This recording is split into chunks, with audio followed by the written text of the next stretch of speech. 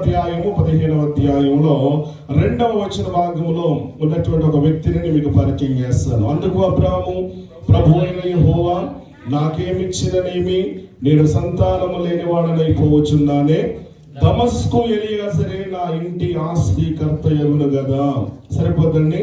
ఇక్కడ ఒక పేరు కనబడతా ఉంది. ఎవరమ్మా పేరు?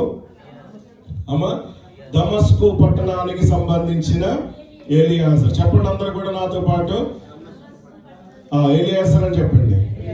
అమ్మా ఇక్కడ నా వైపు చూడండి. ఇంకా ఎలియాజర్. ఓకే, బైబిల్ గ్రంథంలో అర్థం లేకుండా ఏ పేరైనా ఉందా? ప్రతి పేరుకు చక్కటి అర్థంతో కూడిన పేరు ఉందన్నమాట. ఇప్పుడు ఎలియాజర్ అనేటువంటి పేరుకి అర్థం ఏంటంటే దేవుడే సహాయకుడు, దేవుడే సహాయకుడు, దేవుడు సహాయం చేస్తాడు అనేటువంటి చక్కటి అర్థంతో కూడినటువంటి పేరు అన్నమాట. దమస్కు అనే పట్టణము అని చెప్పగానే మీకు గుర్తుకొచ్చేది ఏమన్నా గుర్తుకొస్తుంది? ఇంకోటి, నూతన నిబంధనలో ఏమన్నా గుర్తుకొస్తుంది అంటారా? ఏం గుర్తుకొస్తుంది? నేను చెప్పండి భాష గారు అంటారా? చెప్పు స్పష్టంగా. వెరీ గుడ్, దేవుని స్తోత్రం కలిగిన గాక. సౌలు మారు మనసు పొందింది కూడా సరిగ్గా దమస్కు పట్టణమే. సరే, ఈ దమస్కు పట్టణంలో ఎలియాజర్ అనేటువంటి వ్యక్తి మనకు కనబడుతా ఉన్నాడు. ఇతడు ఎవరు అని అంటే కనుక చూడండి, అక్కడ మనం చదవం కదా, ఏం చదవం అక్కడ? దమస్కు నేను సంతానం లేని వాడనైపోవచ్చున్నానే, ఎలియాజరే నా ఇంటి ఆస్తి కర్తయగును అని చెప్పేసి అంటా ఉన్నాడు. చూడండి, ఈ ఎలియాజర్ ఎవరు అని ఆలోచించినట్లయితే అబ్రహాము గారి యొక్క ఇంటిలో దాసుడిగా ఉన్నాడు అనమాట. అబ్రహాం గారికి ఇంటిలో దాసుడిగా ఉన్నాడు. అబ్రహాం గారికి ఇంటిలో ఇంచుమించు 318 మంది పనివాళ్ళు ఉన్నారు. 318 మంది పనివాళ్ళు ఉంటే 318లో మరి పెద్ద అన్నమాట, ఇంపార్టెంట్ వ్యక్తి ఎవరంటే ఎలియాజర్ అన్నమాట. ఎవరమ్మా? ఎలియాజరు. ఎలియాజరు అనేటువంటి పేరు బైబిల్ గ్రంథంలో చాలా మంది కనబడతా ఉంది. కొన్ని రెఫరెన్స్లు మీకు చెప్తాను, త్వరగా రాసుకునేటువంటి వారు రాసుకుని మీరు ఇంటికి వెళ్ళి చదవండి. నిర్గమాకాండ 18వ అధ్యాయము మొదటి 4 వచనాలు చదివితే అక్కడ మోషే కుమారుడు పేరు కూడా ఎలియాజరు అని మనము జ్ఞాపకం చేసుకోవాలి. మొదటి దినవృత్తాంతముల గ్రంథం 7వ అధ్యాయము 8వ వచన భాగంలో మనం చదువుతూ ఉన్నప్పుడు అక్కడ కూడా ఎలియాజరు అనే పేరు కనబడుతుంది. అతడు ఒక బెన్యామీనుడు అనేటువంటి విషయాన్ని మనం జ్ఞాపకం చేసుకోవాలి. మూడవదిగా మొదటి దినవృత్తాంతముల గ్రంథం 15వ అధ్యాయము 24వ వచన భాగంలో మనం చదువుతూ ఉన్నప్పుడు దావీదు కాలములో మందసం ముందు బూరలు ఊదినటువంటి వారిలో ఈ ఎలియాజరు ఒకడు అనేటువంటి విషయాన్ని మనం జ్ఞాపకం చేసుకోవాలి. 4వదిగా 2వ దినవృత్తాంతముల గ్రంథం 20వ అధ్యాయము 37వ వచన భాగంలో మనం చదువుతూ ఉన్నప్పుడు యెహోషాపాతు కాలంలో ఓడలు పగిలిపోతాయని చెప్పేసి ముందుగానే ప్రవచించినటువంటి ప్రవక్త పేరు కూడా ఎలియాజరు అనేటువంటి విషయాన్ని మనం జ్ఞాపకం చేసుకోవాలి. తర్వాత ఇంకా కాస్త ముందుకు వెళితే మొదటి దినవృత్తాంతముల గ్రంథం 27:16 వచన భాగంలో మనం చదువుతూ ఉన్నప్పుడు రూబేనీల అధికారులలో ఒకడు ఈ యొక్క ఎలియాజరు అనే పేరు కలిగినటువంటి వారు అని చెప్పేసి జ్ఞాపకం చేసుకోవాలి. ఎజ్రా 8:16లో కూడా మనం చదవగలిగినట్లయితే ఎజ్రా కాలంలో లేవీయులను పిలిచినటువంటి వ్యక్తి ఎలియాజరు అనేటువంటి విషయాన్ని కూడా మనం జ్ఞాపకం చేసుకోవాలి. తర్వాత అదే ఎజ్రా గ్రంథం 10వ అధ్యాయము 13, 23, 31 వచనాలు చదివినట్లయితే ఎజ్రా కాలంలోనే అన్య స్త్రీలను వివాహమాడి విడిచినటువంటి 3 ఎలియాజర్లు అక్కడ మనకు కనబడుతూ ఉంటారు. చివరిగా లూకా 3:29లో మనం చదువుతూ ఉన్నప్పుడు క్రీస్తు వంశావళి క్రమములో ఎలియాజర్ అనేటువంటి ఒక పేరు మనకు కనబడుతారు. దేవునికి స్తోత్రం కలిగిన గాక. బైబిల్ గ్రంథంలో ఎంతమంది ఎలియాజర్లు ఉన్నారనమాట. ఇంతమందిని మనము ఆలోచించేయట్లేదు కానీ ఈ రోజున ఆదికాండ గ్రంథంలో మనం చదివినటువంటి అబ్రహాము దాసుడైనటువంటి ఎలియాజర్ గురించి ఈ ఉదయకాల శ్రమలో కొన్ని నిమిషాలు మనం ధ్యానము చేయడానికి మనం ఇష్టపడదాం. హల్లెలూయా. ఈ యొక్క వ్యక్తి జీవితంలో నుండి ఎన్నో శ్రేష్టమైనటువంటి అనుభవాలు మనం నేర్చుకోవచ్చు. మరో మాటలో చెప్పాలంటే నిజమైనటువంటి సేవకునికి ఉండాల్సినటువంటి లక్షణాలన్నీ కూడా ఎవరిలో ఉన్నాయనంటే కనుక ఎలియాజర్లో మనం చూస్తూ ఉన్నాం. నిజమైనటువంటి ఒక సేవకుడంటే, దాసుడంటే ఎలా ఉండాలో అలాంటి లక్షణాలు కలిగినటువంటి సుగుణాలైనటువంటి వ్యక్తి ఎవరనంటే కనుక ఎలియాజర్ అన్నమాట. చాలా విషయాలు ఉన్నాయి, కానీ ఈ మధ్యాహ్న కాల సమయంలో ఒక 3 విషయాలు నేను మీకు జ్ఞాపకం చేయాలని ఇష్టపడుతూ ఉన్నాను. ప్రియదైన బిడ్డలను ఆలోచన చేయండి. ఇక్కడ 17వ అధ్యాయంలో మనం చదివాము, దేవుడు అబ్రాహామును మనం చూస్తూ ఉన్నప్పుడు 12వ అధ్యాయంలో దేవుడు అబ్రాహామును ఏం చేశాడమ్మా? అమ్మా అంటే దేవుడు అబ్రాహాముని పిలిచాడు. 12వ అధ్యాయంలో దేవుడు అబ్రాహాముని ఏం చేశాడు? పిలిచాడు. పిలిచి ఏమన్నాడు? సమస్తాన్ని విడిచిపెట్టేసి నేను నీకు చూపించే దేశానికి వెళ్ళిపోమన్నాడు. వెళ్ళిపోమన్నప్పుడు మారు మాట మాట్లాడకుండా అబ్రాహాము దేవుడు ఏదైతే చెప్పాడో ఆ రీతిగా చేశాడు. ఆ రీతిగానే దేవుడు ఏం చేశాడు? అబ్రాహాముని దీవించాడు, ఆశీర్వదించాడు. ఆశీర్వదించిన తర్వాత ఒకనొక రోజున అబ్రాహాము చింతిస్తూ ఉన్నాడంట, బాధపడుతూ ఉన్నాడు, దుఃఖిస్తూ ఉన్నాడు. ఎందుకు బాధపడుతూ ఉన్నాడు, ఎందుకు దుఃఖిస్తూ ఉన్నాడు అని అంటే దేవుడు చెప్పాడు. ఏమో చెప్పాడో చూడండి. 15వ అధ్యాయము. ఇవి జరిగిన తరువాత యెహోవా వాక్యము అబ్రాహామునకు దర్శనమందు వచ్చి, అబ్రామా భయపడకము, నేను నీకు కేడెము, నీ బహుమానము అత్యధికమగునని చెప్పెను. చూడండి, దేవుడు చెబుతా ఉన్నాడు, నీ బహుమానాన్ని నేను ఏం చేస్తాను? దీవిస్తాను, ఆశీర్వదిస్తాను అని చెప్పేసి దేవుడు ఖచ్చితంగా చెప్పాడు. చెబితే అబ్రహాం గారు ఏమన్నా తెలుసా? 2వ వచన భాగంలో మనం చదివాము. అందుకు అబ్రాహాము, ప్రభు అయిన యెహోవా నాకేమి ఇచ్చిననేమి, నేను సంతానము లేనివాడనై పోవచ్చున్నాను. ఇప్పుడు చూడండి, మన తర్వాత ఆస్తికి ఎవరు హక్కుదారులు అంటే కనుక కుమారులు, కుమార్తెలు. కుమారులు లేకపోతే కనుక ఇంకెవరికి వస్తుంది? 2 ముగ్గురున్నా ఎవరికి వస్తుంది? ఇప్పుడు అబ్రహాం గారి జీవితాన్ని మనం చూస్తూ ఉన్నప్పుడు కుమారులు ఉన్నారా, కుమార్తెలు ఉన్నారా? లేరు. మరి ఇప్పుడు దేవుడితో అంటా ఉన్నాడు, నీవు నాకు ఎంత ఇస్తే ఏంటి, ఎంత ఆశీర్వదిస్తే ఏంటి, ఎంత ఇస్తే ఏంటి లాభం? నేనేమో సంతానం లేనివాడు, నాకు పిల్లలు లేరు. కాబట్టి ఇదంతటికి కూడా వారసుడు లేడు కాబట్టి నేను బాధపడుతూ ఉన్నాను. కాబట్టి ఇంకా ఎవరున్నారు అని చెప్పేసి మాట్లాడుతూ అబ్రహాం గారు ఒక పేరు మాట్లాడుతూ ఉన్నాడు. ఏం పేరు తెలుసా? దమస్కు ఎలియాజరే నా ఇంటి ఆశీకర్తయగును అని చెప్పేసి అంటా ఉన్నాడు. చూడండి దేవుని బిడ్డలారా, ఇక్కడ ఎలియాజరు ఎవరని చెప్పాను నేను? ఎలియాజరు ఎవరు? పనివాళ్ళు, దాసుడు. ఎక్కడ దాసుడు? అబ్రహాం గారికి ఇంటిలో దాసుడిగా ఉన్నాడు, సేవకుడిగా ఉన్నాడు. ఇప్పుడు చూడండి, యజమానుడు దాసుని యొక్క ఆ యొక్క సంబంధం ఎలా ఉంటుంది చెప్పండి. యజమానుడు దాసుల మధ్య సంబంధం ఎలా ఉంటది? యజమానుడు ఎప్పుడు కూడా ఒక్క నిమిషం ఖాళీగా ఉంటే ఊరుకుంటాడా? వీడికి ఏం పని చెప్పాలి, ఈమెకి ఏం పని చెప్పాలి, ఈమె చేత ఎలా పని చేయించుకోవాలి నేను అని చెప్పేసి ఎల్లవేళలో కూడా ప్రతిరోజు ప్రతి నిమిషము కూడా అతను నాకు ఉపయోగపడాలనుకుంటాడు. కానీ ఎవడు యజమానుడు దాసుడికి ఏమైనా ఉపయోగకరంగా ఉండాలనుకుంటాడా? ఇక దాసుడు అంటే, బానిస అంటే యజమానుడు ఏం చెబితని చేయాలంతే. ఆలోచన చేయండి నా దేని బిడ్డలారా. ఇప్పుడు దాసుడిగా ఉన్నాడు ఎవరు? ఎక్కడున్నారు? అబ్రాహాము గారి ఇంటిలో ఉన్నాడు. ఇప్పుడు చూడండి, ఎవరెవరో పేరెత్తకుండా ఇంతమంది దాసులు ఉంటా ఉన్నప్పుడు అబ్రాహాము ఎవరి పేరు ఎత్తాడో తెలుసా? ఎలియాజరు పేరు మాట్లాడుతూ ఉన్నాడు. అంటే అబ్రాహాం గారు ఎలియాజరుని ఎంతగా నమ్ముంటాడో, ఎలియాజరు తన యజమానుడైనటువంటి అబ్రాహామును ఎంత నమ్మకంగా, ఎంత యథార్థంగా తన ఇంటిలో పని చేశాడు ఇక్కడ మనకు అర్థమవుతా ఉంది దేని బిడ్డలారా. అంటే దీన్ని బట్టి మనం నేర్చుకోవాల్సిన మొట్టమొదటి పాఠం ఏంటో తెలుసా? ఎలియాజరులో నమ్మకత్వం కనబడుతా ఉంది. నేను ప్రారంభంలోనే జ్ఞాపకం చేశాను, ఒక నిజమైనటువంటి సేవకునికి, ఒక విశ్వాసికి ఉండాల్సిన లక్షణాలన్నీ కూడా ఎవరిలో ఉన్నాయని అంటే గనక ఎవరిలో ఉన్నాయమ్మా? ఎలియాజరులో ఉన్నాయి. అందులో మొట్టమొదటి లక్షణం ఏంటో తెలుసా? నమ్మకత్వం. చెప్పండి అందరూ గడి మాట, అందరూ చెప్పాలి. పురుషుల స్వరం వినపడలేదు. పురుషులు చెప్పండి ఒకసారి. Very good. అందరూ చెప్పండి ఒకసారి.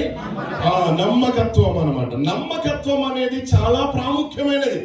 అబ్రాహాము ఎలియాజరు నమ్మాడు, ఎలియాజరు తన యజమాన్ని నమ్మాడు. మరి ఈరోజు దేవునికి ఇంటిలో, ఉదాహరణకి ఇప్పుడు అబ్రాహాము దేవునితో మనం పోల్చుకుంటే, ఎలియాజరు సంఘంతో పోల్చుకుంటే, దేవుని ఇంటిలో ఉన్న నీవు నీ దేవుని దృష్టిలో నీవు ఎలా ఉంటూ ఉన్నావు? మందిరానికి వస్తున్నా మంచిదే, పాటలు పాడుతున్నా మంచిదే, సాక్ష్యం ఇస్తున్నా మంచిదే, పాటలు పాడుతున్నావు, వాయిద్యాలు వాయిస్తున్నావు, నిలబడి చక్కగా వాక్యం చెప్తావు, ఎవరు ఆరాధన చేస్తాం, అన్ని చేస్తాం, మంచిది. మరి దేవుడిని చూస్తూ ఉన్నప్పుడు నువ్వెలా ఉన్నావు? దేవుని దృష్టిలో ఎంత నీతిగా బ్రతుకుతూ ఉన్నావు, ఎంత యథార్థంగా బ్రతుకుతూ ఉన్నావు. ఈ రోజున నటించే వారు ఎక్కువ, అవునా కదా? వేషధారులు ఎక్కువ సంఘాల్లో. నేటి సంఘాల్లో మనం చూస్తూ ఉన్నప్పుడు ఎక్కడ చూసిన వేషధారణే, నటన. కడవరి దినాల్లో మనం ఉన్నాం. యథార్థవంతులు బలపరచడానికి దేవుని కడ దృష్టి ఏం చేస్తామని చెప్పండి, లోకమందరిని కాస్త ప్రక్కన పెడితే ఈ దినాన కలవరి కాని సంఘములో కూర్చుని దేవుని మాటలు వింటున్నవండి నన్ను చూస్తూ ఉన్నప్పుడు దేవుడు చెప్పగలడా? మోషే నా ఇల్లంతటిలో నమ్మకస్తుడని దేవుడు మోషే గురించి సాక్ష్యం ఇచ్చాడు. మరి నన్ను చూస్తూ ఉన్నప్పుడు ఎలాంటి సాక్ష్యం ఇవ్వగలడు దేవుడు? ఈమె నా యొక్క ఉద్దేశాలు నెరవేర్చినటువంటి మంచి విశ్వాసరాలు, మంచిది, శ్రేష్టమైనమ్మ ఉన్నారు అక్కడ. దేవుని స్తోత్రం చెప్పండి ఒకసారి. మొదలైంది. ఏంటి మొదలైంది? దేవుని స్తోత్రం కలిగిన గాక. హల్లెలూయా. ఆ యొక్క నిద్ర అనేటువంటి ఆత్మ యేసు నామములో తొలగిపోవును గాక. రెండు చెల్లి పైకి ఒకసారి గట్టిగా చెప్పగొట్టండి. ఒకసారి గట్టిగా కొట్టండి. చెప్పండి ఒకసారి, తట్టండి ఒకసారి, కాస్త గట్టిగా తట్టండి ఒకసారి. దేవుని స్తోత్రం కలిగిన గాక. భారతి కుటుంబం ఏం పర్లేదు, నిద్రపోతుందా? దేవుని స్తోత్రం. హల్లెలూయా. స్తోత్రం చెప్పండి ఒకసారి. మనం ఆరాధించే దేవుడు ఎలాంటి వాడు తెలుసా? సజీవుడు కాబట్టి ఆయన సందులో ఉన్న మనం జీవం కలిగినటువంటి వాహనంగా ఉండాలి. నిద్రకు మన చోటు ఇవ్వకూడదు. దేవుని స్తోత్రం కలిగిన గాక. హల్లెలూయా. సరే, ఎక్కడున్నాం? నమ్మకత్వం, యథార్థవంతులు దేవుడు ఏం చేస్తాడు చెప్పండమ్మా. కానీ ఈ రోజులు ఎలా ఉన్నారు? నటించేవారు. మనుషుల ముందు ఒక నటన, మనుషుల ముందు ఒక రకమైన భక్తి, తర్వాత మందిరంలో ఒక రకంగా, బయటికి వెళ్ళిన తర్వాత ఒక రకంగా. అవునా కదా? మందిరంలో ఒక మాట, బయటికి వెళ్ళిన తర్వాత అంటే వీరిలో ఏమి లేదు, వారి నోట ఏమి లేదు, యథార్థత లేదు. వారి కంఠము ఎలా ఉందంటే గొంతు తెరచిన సమాధి అంట. ఆలోచించండి అదే బిడ్డలారా. ఈ రోజున దేవసనకు వస్తున్న నీవు పరిశుద్ధ గ్రంథాన్ని పట్టుకున్నామా లేదా? మనం ఎంతమంది మన చేతుల్లో ఉన్నాయి? మరి దీన్ని పట్టుకున్న మనం ఎలా ఉండాలి చెప్పండి? మనం ఈజీగా మనుషుల్ని ఏం చేయొచ్చు? మరి దేవుడిని చేయగలమండి. ఈజీగా మనుషుల కళ్ళు మనం కప్పేయచ్చు, దేవుని కళ్ళు మనం మనుషులు కనబడకుండా మనం తిరిగేయచ్చు దేవుని కళ్ళు. ఏమండి, కప్పగలమా? మనం ఏదో ఒక రోజున దొరికిపోతాం. మనం మనుషులు దొరకకపోయినప్పటికీ ఏదో ఒక రోజున దేవుని కణ దృష్టికి మనం ఏం చేయాలా? పడిపోవాల్సిందే. కాబట్టి దేవునికి కణ దృష్టిని పడక ముందే దేవసందుకు వస్తున్న నీవు, ప్రభు బలలో పాల్గొంటున్న నీవు, నేను కూడా విశ్వాసాన్ని క్రీస్తు రక్తంలో కడగబడ్డానని చెప్పుకుంటున్న నీవు ఎలా ఉంటూ ఉన్నావు? ఎలా బ్రతుకుతూ ఉన్నావు? ఆలోచించేయండి. నమ్మకత్వము, యథార్థత అనేది చాలా చాలా ప్రాముఖ్యమైనది. ఇక్కడ అబ్రాహాము ఎలియాజరు నమ్మాడు. ఎలియాజరు నమ్మి ఒక అద్భుతమైనటువంటి పనిని తన దాసుడైనటువంటి యజమానుడైనటువంటి అబ్రాహాం గారు దాసుడికి అప్పగిస్తూ ఉన్నాడు. నీవు కనుక ఆయన దృష్టిలో నమ్మకంగా ఉంటే శ్రేష్టమైన పనిని దేవుడు నీకు కూడా ఏం చేస్తాడు? అప్పగిస్తాడు. దేని బిడ్డలారా, కాబట్టి ఇక మధ్యాహ్న కాల సమయంలో జ్ఞాపకం చేస్తూ ఉన్నాను. దేవుని సంఘములో ఉన్న మనం ఏం చేయాలి చెప్పండి? నమ్మకస్తులుగా ఉండాలి. ఎప్పటి వరకు నమ్మకస్తులుగా ఉండాలి? మరణము వరకు కూడా మనం ఏం చేయాలి? నమ్మకముగా ఉండాలి. కొన్ని చిన్న చిన్న విషయాలు మనం నమ్మకంగా ఉన్నామనుకో, దేవుడు మళ్ళీ ఏం చేస్తాడంట? పెద్ద విషయాల్లో నమ్మకంగా ఉంచుతాడంట. దేవునికి స్తోత్రం కలిగిన గాక. హల్లెలూయా. నిజంగా మనం ఎవరైతే అటువంటి నమ్మకంగా ఉంటారో వారి గురించి దేవునికి వాక్యం ఏం చెప్తుందో తెలుసా? మొదటి సమూయేలు గ్రంథము 2వ అధ్యాయం గనక చదవగలిగినట్లయితే, మొదటి సమూయేలు గ్రంథము 2వ అధ్యాయము 9వ వచన భాగములో మనం చదువుతూ ఉన్నప్పుడు, తన భక్తుల పాదములు తొట్టిల్లకుండా ఆయన వారిని కాపాడునంట. దేవునికి స్తోత్రం కలిగిన గాక. తెలుగు బైబిల్ ఏంటంటే భక్తుల పాదములు అని రాశాడు. ఇంగ్లీష్ బైబిల్ ఏముంటో తెలుసా? ఫెయిత్ఫుల్ సర్వెంట్ అని ఉంటది ఆ మాట.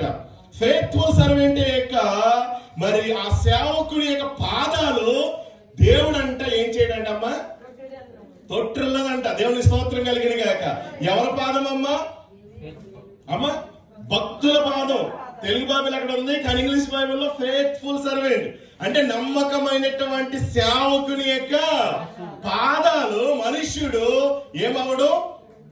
దేవునికి స్తోత్రం కలిగిన గాక. హల్లెలూయా. స్తోత్రం చెప్పండి ఒకసారి గట్టిగా. అదే సమయం మొదటి గ్రంథం 26వ అధ్యాయము 23వ వచన భాగాన్ని మనం చదువుతూ ఉన్నప్పుడు దేవునికి వాక్యంలో చక్కటి మాటను మనం చదువుతూ ఉన్నాం.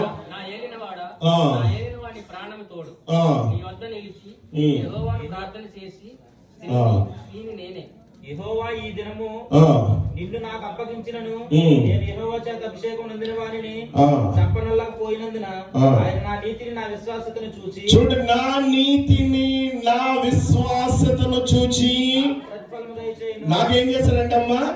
ప్రతిఫలము దయచేయవాడు. ఎప్పుడు అనంటే గనక మన నీతిని మన నమ్మకత్వాన్ని చూసేటువంటి దేవుడు మనకేమిస్తాడమ్మా? ప్రతిఫలం ఇస్తాడంట. నమ్మకస్తుల యొక్క పాదాలు ఎప్పుడు కూడా ఏం కావు? తొట్టిల్లకుండగా కాపాడేటటువంటి దేవుడు మన దేవుడు. అంత మాత్రమే కాదు, మన నమ్మకత్వాన్ని బట్టి, మన నిర్దోషత్వాన్ని బట్టి, మన నీతిని బట్టి మనకేమిస్తాడు? ఆయన ప్రతిఫలం ఇస్తాడంట. కాబట్టి మనము నమ్మకమైనటువంటి సేవకులుగా మనం ఉండాలి. ఎలా ఉండాలమ్మా చెప్పండి అందరూ కూడా? నమ్మకమైనటువంటి సేవకులుగా ఉండాలి. దేవుడు నిన్ను నమ్మాలి. దేవుడు నిన్ను నమ్మాలి. మరి అబ్రాహాము ఎవరు నమ్మాడండి? మరి నువ్వెవరు నమ్ముతున్నావు? దేవుడు నిన్ను చూస్తూ ఉన్నప్పుడు ఈమె నా ఇల్లంతటిలో, ఈయన నా ఇల్లంతటిలో ఎలా ఉన్నాడు? నమ్మకస్తుడిగా ఉన్నాడు చెప్పగలగాలి. మన కొన్ని విషయాలు నమ్మకంగా ఉంటాం, కొన్ని విషయాల్లో నమ్మకత్వాన్ని కోల్పోతూ ఉంటాం. కానీ ఎన్ని విషయాలు నమ్మకంగా ఉండాలో? అన్ని విషయాల్లో కూడా మనం ఎలా ఉండాలా? నమ్మకముగా కలిగి జీవించాలి దేని బిడ్డలారా. చూడండి, నమ్మకమైనటువంటి సేవకునికి ఉండే లక్షణాలు ఎలా ఉంటాయో తెలుసా? అతడు విధేయత కలిగి ఉంటాడు. ఎలా ఉంటాడమ్మా? విధేయత కలిగి ఉంటాడు, లోబడి కలిగి ఉంటాడు. అంత మాత్రమే కాదు, మరి నమ్మకమైనటువంటి సేవకుడి యొక్క లక్షణాల్లో రెండవ లక్షణం మనం చూస్తూ ఉన్నప్పుడు ఎప్పుడు కూడా తను తాను తగ్గించుకొని వినయపూర్వకమైనటువంటి ఆ వైఖరిని కలిగి ఉంటాడు. ఎవరు అనంటే గనక నమ్మకమైన సేవకుడు. ఇంకా ఎలా ఉంటాడంటే గనక త్యాగం చేసే గుణం నమ్మకమైనటువంటి సేవకునిలో కనబడుతూ ఉంటుంది. ఈ రోజు నువ్వు నమ్మకంగా ఉన్నావు అని అంటే గనక దేవుడు చెప్పిన ప్రతి మాటకు నువ్వేం చేస్తావో తెలుసా? లోబడతావు, విధేయత చూపిస్తావు. ఇప్పుడు అంతేకాకుండా నువ్వు నమ్మకమైన సేవకునిగా ఉంటే గనుక నీలో ఏముంటుందో తెలుసా? తగ్గింపు, విధేయత, వినయము ఉంటుంది. అంతేకాదు దేని బిడ్డలారా, నువ్వేం చేస్తావో తెలుసా? ఈ రెండు లక్షణాలు నీకుంటే దేవుని కోసం ఏదో ఒకటి నువ్వేం చేస్తావు? త్యాగం చేస్తావు. దేవునికి స్తోత్రం కలిగిన గాక. హల్లెలూయా, హల్లెలూయా. కాబట్టి దేవునికి దృష్టిలో మనం ఎలా ఉండాలి చెప్పండి? నమ్మకమైనటువంటి వారంగా మనం ఉండాలి. ఈ రోజున ఎవరు నమ్మాలో ఎవరు నమ్మకూడదో అర్థం కావట్లేదు. మన ప్రక్కనే ఉంటారు, మనతోనే ఉంటారు, మంచిగానే మాట్లాడతారు. ఏం చేస్తారు? అమ్మా దేవుని స్తోత్రం కలిగిన గాక. హల్లెలూయా. ఏమండి, ఎంత మంచివాడు లేరంటారు ఎదురుగుండిగా. ఏమండి, నీ ఎంత గొప్పోడు లేరంటారు. అవునా కాదా? తర్వాత కాసాల బయటికి వెళ్ళగానే మొగం తిప్పగానే ఏమైపోద్ది? వాడండి. ఏంటనుకుంటున్నారు మీరు? అసలు ఆలోచించేయండి. నటించకూడదు మనం. మన దేవుడు ఎలాంటి వాడు చెప్పండి? ఆయనలో ఏమైనా నటన అనేది ఉందా? కల్మషం అనేది ఉందా? వేషధారణ ఉందా ఆయనలో? కాబట్టి ఎందుకు మనకి ఈ నటన? వేసేటువంటి సొమ్మ ఏదో ఒక రోజున అమ్మా వర్షానికి మొత్తం మీద వెలిసిపోద్ది. కాబట్టి ఏదో ఒక రోజున మనలో ఉన్న వేషధారణ ఏమైపోద్ది? బయటపడేసరికి అప్పుడు సిగ్గుపడాలి, ఏడవాలి. కాబట్టి ఈ రోజున మనం ఏడవకుండా ఉండాలంటే దేవుని దృష్టిలో, దేవుని సంఘంలో ఉన్న మనమందరము కూడా సరి చేసుకుందాం. ప్రభువా, ఏ విషయాల్లో నమ్మకంగా ఉండలేకపోతూ ఉన్నాను, దానికి గల కారణం ఏంటి? నువ్వు నాకు సహాయం చేయవా ప్రభు అని అంటే కనుక ప్రభు నీకు సహాయం చేస్తాడు.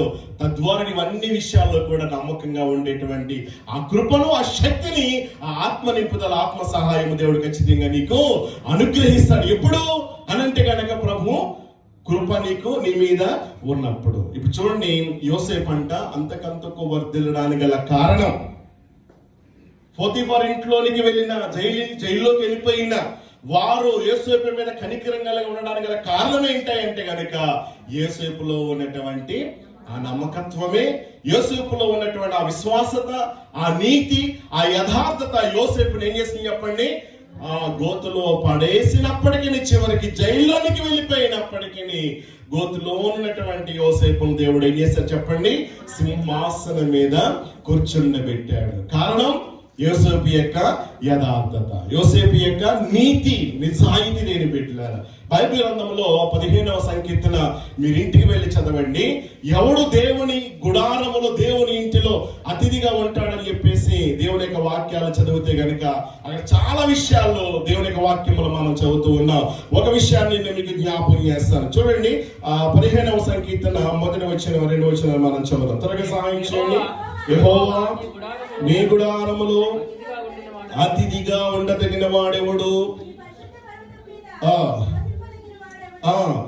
చూడండి, ఎవడని చెప్పేసి ప్రశ్నించిన వంటి దావీదు ఇక్కడ ఆన్సర్ ఇస్తా ఉంటా ఉన్నాడు. ఎవరు దేవుని గుడారములో అతిథిగా ఉండదగిన వారు అనంటే గనక, ఒకటి యథార్థమైన ప్రవర్తన కలిగినటువంటి వారు. దేవునికి స్తోత్రం కలిగిన గాక. ఎవరమ్మా? ఒకటి యథార్థమైన ప్రవర్తన కలిగినటువంటి వారు. మరి ప్రవర్తన ఎలాగుంది? అందుకని పౌలు గారు తిమోతిని హెచ్చరిస్తూ అంటాడు, మాటల్లో, విశ్వాసములో, ప్రేమలో, సహవాసములో, పవిత్రతలో నువ్వేం చేయాలి తెలుసా? విశ్వాసులందరికీ కూడా ఎలా ఉండు తిమోతి? మాదిరికరంగా ఉండంటా ఉన్నాడు. కాబట్టి ఇక్కడ ప్రవర్తన విషయంలో విశ్వాసులకు మనం ఎలా ఉండాలి చెప్పండి? మాదిరికరంగా ఉండాలి. కొన్నిసార్లు మన ప్రవర్తన అన్యజనులు చూస్తూ ఉన్నప్పుడు వీరు దేవుని బిడ్డలా అని చెప్పేసి ఏం చేయబడతామని చెప్పండి? కారణం ఏంటంటారు? అమ్మా, మన ప్రవర్తన పెట్టే. అందుకనంటే ఉన్నాడు, మరి యథార్థమైన ప్రవర్తన కలిగినటువంటి వారు. అంతేకాదు దేవుని బిడ్డలారా, నీతిని అనుసరించేవారు, హృదయపూర్వకముగా నిజము పలుకువాడంట. చెప్పండి, హృదయపూర్వకంగా నిజము పలుకువాడు. కానీ ఈ రోజులు ఎక్కడ పలుకుతున్నారు నిజం? పెదాల నుండి కేవలం వచ్చే మాటలు అంతే. హృదయం నిండిన దాన్ని బట్టి నోరు మాట్లాడుతుందంట. అవునా కదా? కొన్నిసార్లు మనమేంటో, మన ప్రవర్తన ఏంటో, మనం ఎలాంటి వారు మనం చెప్పడానికి మన నోటి మాటలే మన మీద సాక్ష్యం ఇస్తా ఉంటాయి. కాబట్టి మంచితనము చేత మనం నింపబడాలండి. దేవునికి మంచితనం నీలో ఉండాలి. దేవునికి క్షమాగుణం, దేవునికి సమాధానం, దేవునికి గొప్ప మనసు నీలో ఉన్నప్పుడు ఏమొస్తుందో తెలుసా? హృదయపూర్వకంగా నిజం పలుకుతావు. హృదయపూర్వకంగా నిజం పలుకుతావు. అసత్యానికి నీవేమాత్రం కూడా చోటివ్వు. కల్పనా కథలకు నీవేమాత్రం కూడా నీ చెవిని ఇవ్వవు దేని బిడ్డలు. వాటిని దూరంగా ఉంటావు వాటికి. లేకపోతే కనుక వాటికి నువ్వు దగ్గరగా ఉంటావు. యథార్థతను, పరిశుద్ధతను నువ్వేం చేస్తావు? కోల్పోతా ఉంటావు. కాబట్టి ఇక మధ్యాహ్న కాల సమయంలో ఎలియాజరు మనం చూస్తూ ఉన్నప్పుడు అబ్రాహాం గారి ఇంటిలో ఉన్నటువంటి ఎలియాజరు ఎలా ఉన్నాడమ్మా? నమ్మకంగా ఉన్నాడు. నీవు నిన్న ఎవరింట్లో ఉన్నావు? దేవుని ఇంటిలో ఉన్న నీవు ఎలా ఉంటున్నావు? మోసం చేస్తున్నావా? ఆయన్ని కళ్ళు కప్పుతూ ఉన్నావా? ఎవడు ఆలోచించండి. అదేని బిడ్డలారా, మరొకసారి జ్ఞాపకం చేస్తున్నాను, సర్వము ఎరిగినటువంటి దేవుడు మన దేవుడు, సర్వము తెలిసినటువంటి వాడు మన దేవుడు, సర్వజ్ఞాని ఆయన. ఆయనకి ఎవరైనా బోధించగలరా? యోబు అంటాడు, నీకు ఎవరు బోధించగలరు? ఆకాశ గగనాలను ఏం చేశాడు ఆయన? జ్ఞానతో కొలిచాడంట.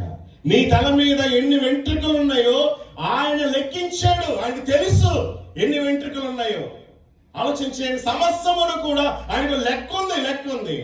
ఆ లెక్క గనక సరి రాకపోతే గనక చూస్తాడు తీసి ఏం చేస్తాడు? పారేస్తాడు. అంతే. అదే చేశాడు. ఎవరి విషయంలో? అమ్మా, బెల్షస్సర్ విషయంలో చేశాడు. బెల్షస్సర్ని దేవుడు చూచాడు. ఎప్పుడు చూశాడు అనంటే గనక, దేవుడిచ్చిన ఆధిక్యతను మరిచిపోయి ఏం చేశాడనంటే గనక, యెరూషలేము మందిరములో ఉన్నటువంటి పవిత్రమైనటువంటి ఆ యొక్క వస్తువులు తెచ్చి ద్రాక్షారసం పోసుకొని ఒక త్రాగుబోతుగా అయిపోయాడండి. ఆ సమయంలో దేవుడు చూచాడు. ఎవరిని? బెల్షస్సర్ని. చూసేటువంటి దేవుడు ఏం చేస్తాడు తెలుసా? ఇతను నా తూకానికి సరిపోతున్నాడా లేదా అని తూకములో పెట్టి చూశాడు. ఎవరిని? బెల్షస్సర్ని రాజుని పెట్టాడు. రాజుని పెట్టి చూస్తే దేవునికి తూకములో ఏం కాలేదు, సరి రాలేదు. ఏం చేస్తాడు తెలుసా? తీసి పారేసాడు. ఇదే అంటా ఉన్నాడు, మెనే టేకెల్ ఉపాసన్. దాని అర్థం ఏంటో తెలుసా? దేవుడు చూచే దేవుడు, తూచే దేవుడు, తీసే దేవుడు. ఏం చూస్తున్నాడు దేవుడు? యథార్థవంతులు దేవుడు చూస్తాడు. యథార్థవంతుల పాదాలను దేవుడు ఏం చేయడు? తొట్టిల్లనీయడు. వారిని కాపాడగలడు. వారిని నిశ్చయముగా వారు కోరుకున్నది దేవుడు వారికి దయచేస్తాడు. అందుకని దేవుడి వాక్యంలో చక్కటి మాట ఉంది, భక్తిహీనుల ఆశ భంగమైపోవునంట, నీతిమంతులు యథార్థవంతులు ఆశించింది వారికి దొరికినంట. కారణం ఏంటో తెలుసా? హృదయపూర్వకంగా నీతిని అనుసరిస్తారు, హృదయపూర్వకంగా నిజం పలుకుతారు. దేవుని సందుకు వచ్చిన వారు దేవుడి వాక్యం విన్న తర్వాత వారు ఎలా ఉండాలో అలాగే ఉంటారు. కనుకని దేవుడు చూచి ఏం చేస్తాడు తెలుసా? వారి నివాస స్థలాన్ని ఏం చేస్తాడంట? అభివృద్ధి చేస్తాడంట. దేవుడికి స్తోత్రం కలిగిన గాక.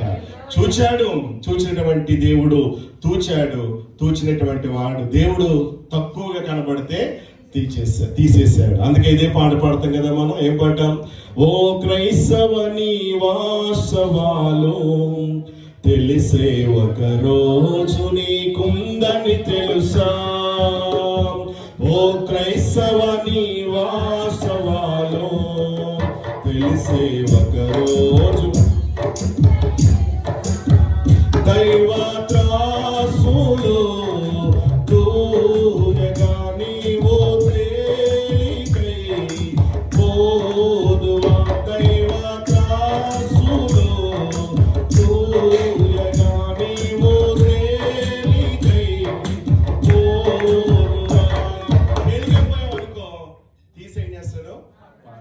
సౌలుకి అవకాశం ఇచ్చాడు, చాలా అవకాశం ఇచ్చాడు.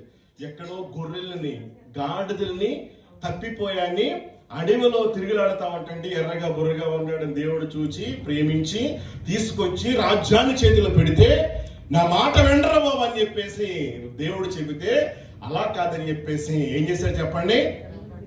దేవుని మాట వినకుండా నమ్మకంగా ఉండాల్సినటువంటి వాడు నమ్మకంగా జీవించలేదు గనుక చెప్పాడు, రాజ్యం నీ యొద్ద నుండి తీసేస్తున్నానని చెప్పేసి తీసేసాడు. రాజు ఏమప్పుడు సమూయేలు గారి యొక్క లింగి పట్టుకున్నాడు, అయ్యా క్షమించు తప్పైపోయిందని చెప్పేసి. కానీ ఏమైపోయింది? అప్పటికే అవకాశం పోయింది.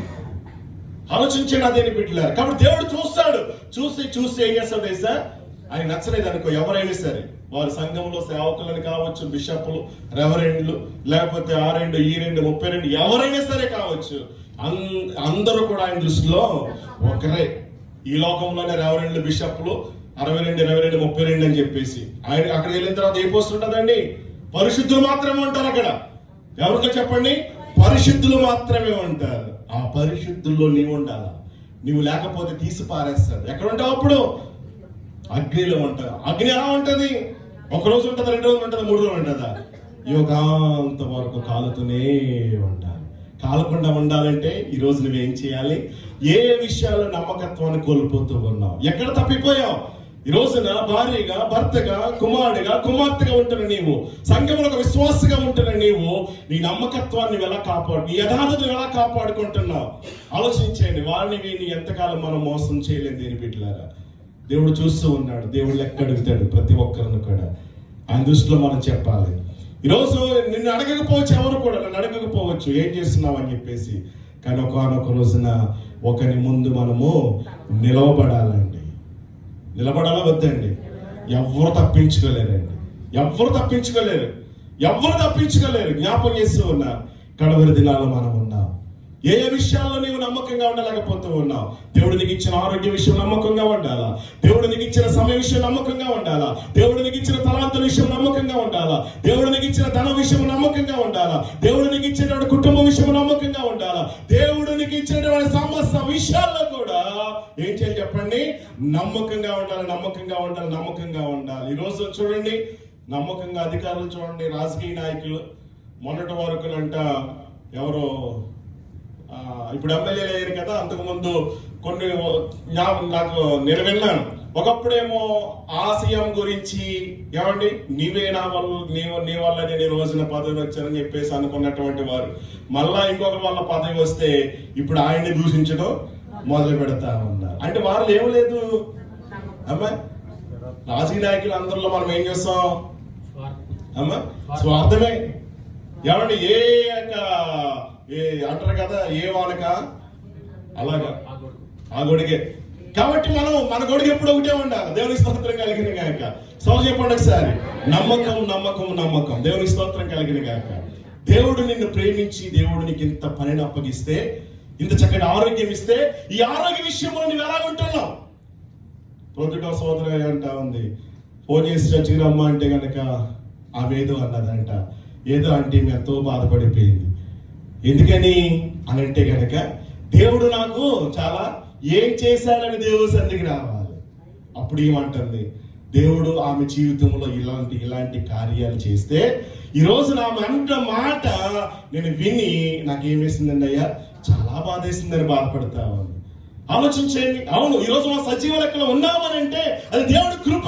కాబట్టి దేవుడికి ఇచ్చిన ఆరోగ్యాన్ని దేవుడు ఒకనొక రోజున ఏం చేస్తాడు, లెక్క అడుగుతాడు. ధనవంతుడు భూలోకంలో డబ్బున్న కదా అని ఇష్టానుసారంగా లగ్జరీ లైఫ్ జీవించాడండి. దేవుడు అంటే భయం లేదు, దేవుడు అంటే లెక్క లేదు. శుక్రవారం ఆరాధనకు అటెండ్ అయ్యేవాడు కాదు, ఆదివారం వచ్చేవాడు కాదు, ఏదైనా గృహబూడికి పెడితే వచ్చేవాడు కాదు. ఏదో ఒక నామకార్థంగా శుక్రవారం వచ్చి ఆదరేసి వెళ్ళిపోయేవాడు అంతే. మళ్ళా శుక్రవారం వరకు మళ్ళా ఏమీ లేదు, అసలు వెళ్ళిపోయాడు. డబ్బు ఉంది కదా వచ్చేవాడు, డబ్బు రాగానే డబ్బు ఉన్న వాళ్ళు ఇప్పుడు సంఘాలు ఎలా ఉంటారు? వాళ్ళు పొగడలేదానికి ఎలా ఉంటారు చెప్పండి? ఫీల్ అయిపోయి ఈ రోజు ఇచ్చిన వాళ్ళు ఏం చేయరు, రేపు ఇస్తారా?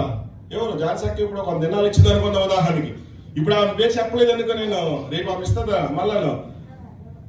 దేవుని స్తోత్రం కలిగింది. అంటే డబ్బు ఉన్నటువంటి వాళ్ళకి ఒక పేరు ఉంటుంది సంఘంలో, అవునే కదా? కానీ మన సంఘంలో ఎంత మంచి వాళ్ళు, మీరు ఏం చేసినా సరే రహస్యంగానే చేస్తారు, ఏమి ఇచ్చినా సరే రహస్యంగానే.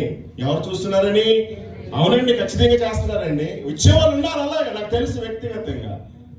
కాబట్టి ఎప్పుడు కూడా వాళ్ళలో పేరు రాయరు, ఇది అని చెప్పేసి అందరూ. ఇంటికి వెళ్ళి కవర్ ఓపెన్ చేస్తే కొన్నిసార్లు నా కళ్ళు నమ్మవు. దేవుని స్తోత్రం కలిగింది కాక. అవును, ఉన్నారు, నమ్మకస్తులు ఉన్నారు. అందుకని యెరూషలేము వీధుల్లో అటు ఇటు తిరిగి చూడు, ఒక్కడున్నాడా? ఒక్కడు కనబడ్డదే నేను ఆ పట్టణాన్ని ఆశ్రయించేనంటాడు ఇర్మీయా గ్రంథంలో 5వ అధ్యాయం అనుకుంటాను. ఒక్కడు యథార్థంగా నాకు కనబడిన ఏడవ నేను ఆ పట్టణాన్ని కాపాడుతానన్నాడు. కానీ ఇప్పుడు ఆ పట్టణం ఏమైపోయిందో తెలుసా? అపనమ్మకస్తులుగా ఉన్నారు. అందుకని దేవుడు బాధపడుతూ ఉన్నాడు. ఇదిగో ఒక్కడు యెరూషలేము రాజవీధుల్లో తిరిగి అటు ఇటు చూడండి, ఒక్కడు గనక నా దృష్టికి కనబడితే గనక నేను ఆ పట్టణాన్ని కాపాడుతానని అంటా ఉన్నాడు. కానీ ఆ ఒక్కడు కూడా ఏమైపోయాడు? ఒక్కడు కూడా లేడంట ఆ పట్టణంలో. మరి ఈరోజు దేవుని దృష్టిలో ఎలా ఉంటున్నాం? మనుషు దృష్టిలో చూసుకోవద్దు. నేను పెట్టారు మనుషు దృష్టిలో ఈ రోజు పెడితే ప్రేమిస్తారు, రేపొద్దు పెట్టలేదు అనుకో ఇంకొక మాట అంటారు, అవునా కాదండి? యథార్థవంతులు బలపరచడానికి దేవుని కను దృష్టి ఏం చేస్తా ఉంది? ఎలియాజరు అబ్రాము నమ్మాడు. దాసుడే అంటే ఎంత నమ్మకంగా యజమాని దగ్గర పనిచేసాడు ఒకసారి ఆలోచన చేయండి. మరి దేవుని ఇంటిలో నీ యజమాని ఎవరు? మన యజమాని ఎవరు? మరి యజమాని ఇంట్లో నమ్మకంగా పనిచేస్తున్నావా? లేకపోతే కనుక కొన్ని సార్లు మనం ఏం చేస్తామమ్మా? చెప్పాలి. సువార్త కృపమని ఏదో అన్నది, మళ్ళా చెప్పాలి. కొట్టేస్తాం మనం, అవునా కదా? ఏం కొడతాం? దేవుని స్తోత్రం కలిగింది కాక. హల్లెలూయా. దేవుడు చూస్తూ ఉన్నాడండి. ప్రతీది కూడా దేవుడు లెక్క అడుగుతున్నాడు కదా. అందుకని స్టీవెన్సన్ అనుకుంటాను రాశాడు, చూస్తున్నాడమ్మా చెల్లి, విదేశాల్లో ఉన్నా గాని చాలా తెలివైన దానమని, అమ్మా ఏం చేసినా చెల్లుతానని విర్రవీగుచున్నావా, చెడ్డ పనులే చేస్తూ ఉన్నావా? చూస్తున్నాడమ్మా, చూస్తున్నాడు. ఒకనొక రోజున వీపు విమానం మ్రోగిపోద్దంటా ఉన్నాడు. అందుకని పదిలం కొడుక పాపం చేయకురా, యేసయ్యను నమ్ముకుని భద్రంగా ఉండరా, జాగ్రత్త కదా.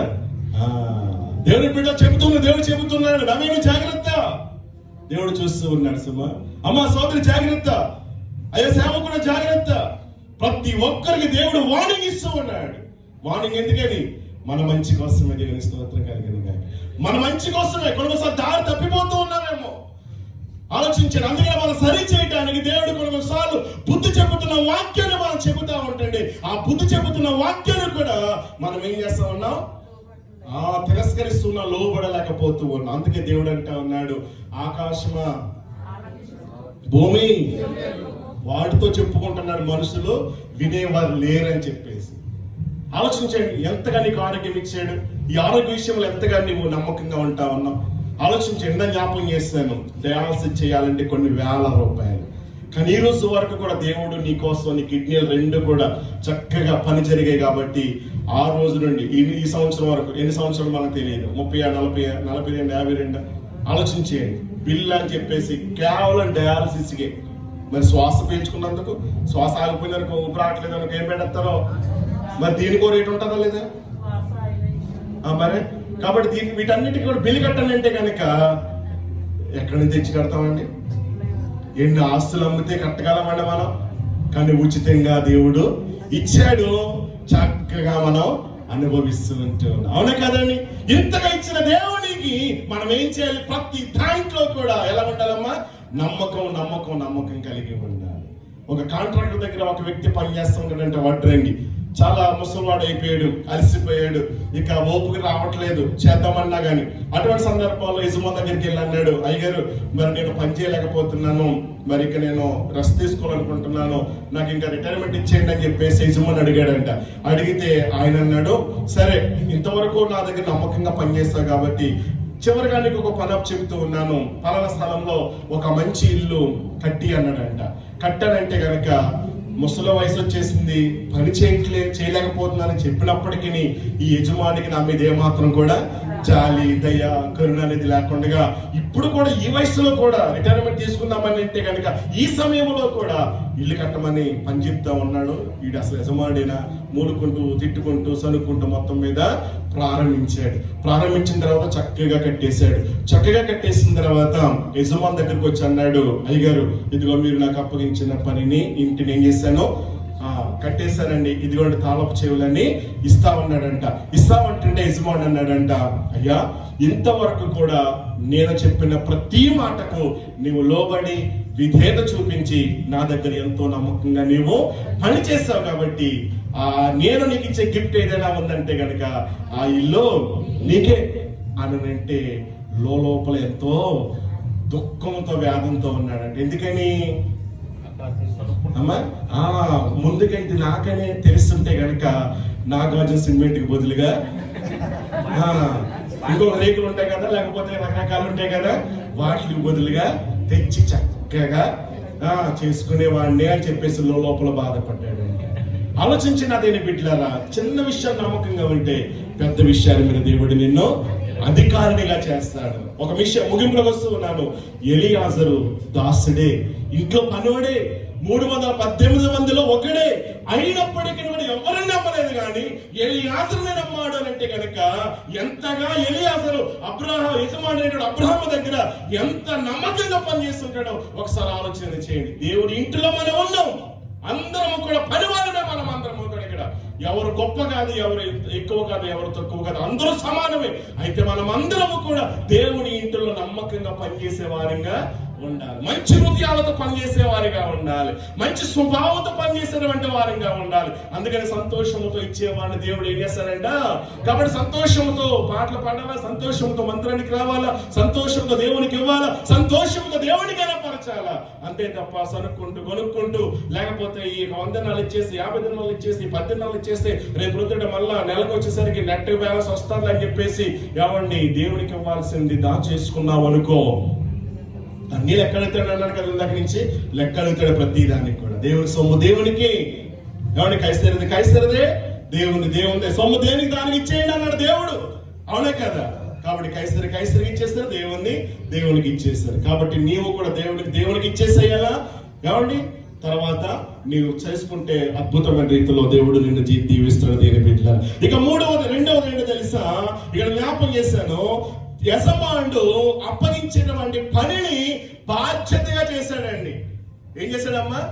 బాధ్యతగా చేశాడు. ఇప్పుడు అబ్రహాం గారిని చూడండి, కుమారుడు ఉన్నాడా లేదా? ముగిస్తా ఉన్నాను. ఏమండి? కుమారుడు ఉన్నాడు. ఏం పేరు? ఇస్సాకు. ఇప్పుడు చూడండి, ఇస్సాకుకి వివాహం చేయాలని వయసు వచ్చింది. ఇస్సాకు వివాహం చేయాలి కాబట్టి ఆ యజమాని దాసుని పిలిచాడు. ఎవరు? యజమానుడు. దాసుడు అంటే ఎవరు? ఎలియాజరు పిలిచి అన్నాడు, ఇదిగో నా కుమారుడికి ఈ కానానీయుల కుమార్తెలో ఎవరిని కూడా ఇచ్చి పెళ్లి. ఎందుకు? ఈ కానానీయులు విగ్రహారాధన చేసేటువంటి వారు. ఈ కానానీ దేవుడు అంటే తెలియదు. కాబట్టి వీరేం చేస్తారు తెలుసా? ఒకవేళ వీరు గనక నా కుమారుడు చేసుకున్నారనుకో, నా కుమారుడు ఏం చేస్తారు? వారు విగ్రహారాధన వైపు తిప్పేస్తారు. ఇప్పుడు చూడండి, సొలొమోను ఎంత గొప్ప జ్ఞానం కలిగిన వాడు, ఎంత గొప్ప తెలివైనటువంటి వాడు.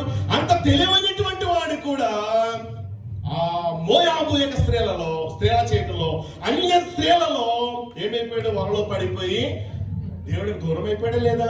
కాబట్టి అలాంటి భయము అబ్రాహాములో పట్టుకుంది కనుకనే దాసుని పిలిచి అంటున్నాడు, ఎలియాజరు ఇదిగో నా స్వదేశానికి వెళ్ళు, నా స్వదేశానికి వెళ్ళి అక్కడి నుండి నా కుమారుడికి ఏం చేయాలి? నీవు ఒక కుమార్తెను లేకపోతే ఒక అమ్మాయిని తీసుకురా అని చెప్పేసి పని అప్పగించాడు.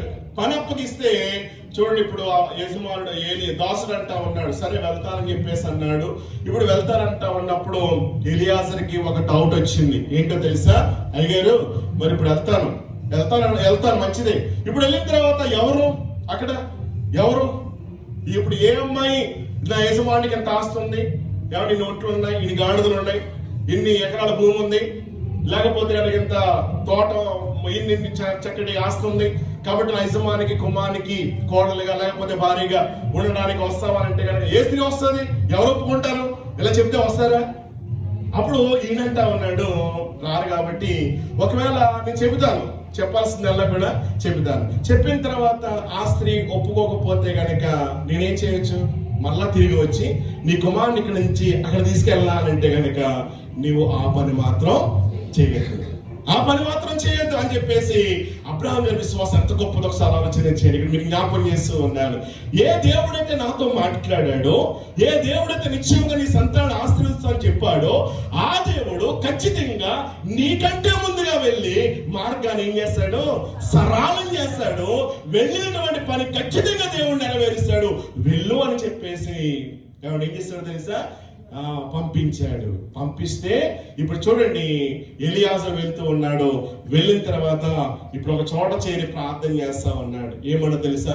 ప్రభువా, నా యజమానుడు ఎలాంటి వాడో నీకు తెలుసు. నా యజమానికి మంచి కుమారుడు ఉన్నాడు, ఆ కుమారుడికి వివాహం చేయాలి. కాబట్టి వివాహం చేయాలంటే కనుక కనానీయులు ఎవరిని కూడా చేయొద్దన్నాడు. మరి ఈ దేశంలో ఎవరిని మీరు చూపించబోతూ ఉన్నారు?